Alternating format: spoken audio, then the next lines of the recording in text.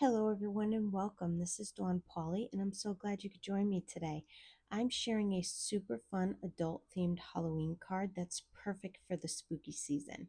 As many of you know, Whimsy Stamps is huge when it comes to Halloween, and I'm using some of my absolute favorite Whimsy Halloween products for this project.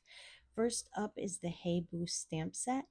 This set is hilarious and perfect for adult themed Halloween cards, especially if you enjoy wine. It includes 3 fun and cheeky images along with 5 clever sentiments that will definitely make you laugh. Next, I'm using the mini Slimline Treehouse die set. This die is incredibly versatile. It's perfect for Halloween cards, but also works beautifully for non-Halloween scenes as well.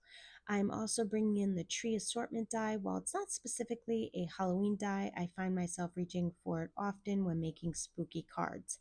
And finally, my all-time favorite Halloween die set from the Whimsy Stamps, the Boo die set. I use this one on nearly all of my Halloween cards. Honestly, I have to make a conscious effort not to use it every time because I don't want all my cards to look the same. But there's just something about these adorable little ghosts. They really bring a Halloween card to life. All right, let's dive in and start making this card. The first thing I did was stamp my image using a Copic friendly black ink and then cut it out using my brother's scan and cut machine. However, if you don't have a scan and cut, don't worry, you can easily fussy cut this image by hand. It's not a complicated one to cut out, so it's totally doable with just a good pair of scissors. Now I'm going to quickly color in my image using a mix of Copic markers and Ohuhu markers. First, I'm using Copic C3 Cool Gray, and I'm going to lightly go around the edges of the ghost with this color. Since I'm not doing a lot of detailed shading on this image, I'll just tell you the color and which part I'm coloring to keep it quick and simple.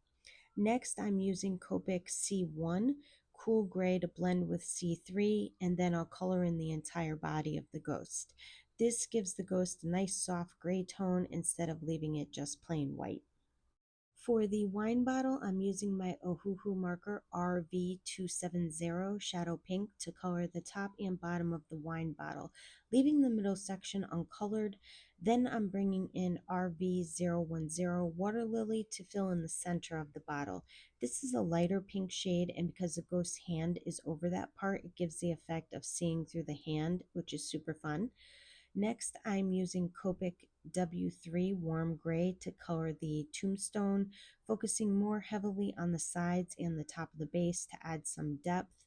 And then I bring in W1 to color the entire tombstone and blend it with the W3. To deepen the shadows, I use W5 Warm Gray on the sides of the tombstone to really darken them, and then I blend them again with the W3 to smooth it out. And finally, I take my Ohuhu GY5 to add a touch of green around the base of the tombstone, and then I use my colorless blender to lighten the green just a little bit and soften it.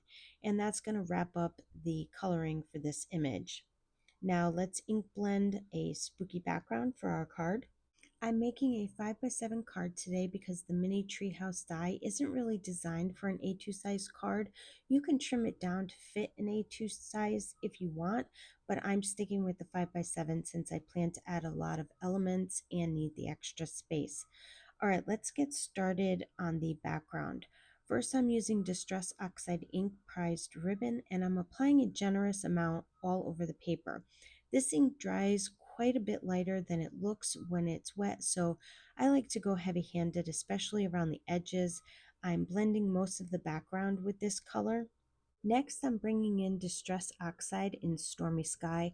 Now, in hindsight, I wish I hadn't ink blended quite so much of the center with prized ribbon, but that's okay. I still love how it turned out. I'm blending Stormy Sky over the top portion of the background, and I'm going to layer it over the prized ribbon. This gives it a nice cloudy, moody effect.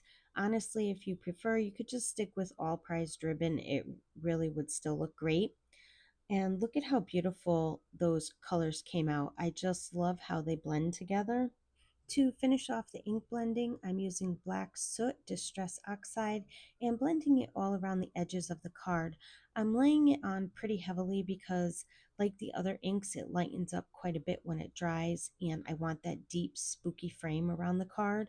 I also added a little bit of black soot to the center of the card, not too much though, just enough to give it a more shadowy, eerie look. It helps to create a sense of depth and adds to the overall spooky vibe. If you want an even more dramatic effect, feel free to use like a black dye or pigment ink instead. They'll stay darker and really intensify the edges. Once the background is done, I move on to creating a moon for the scene.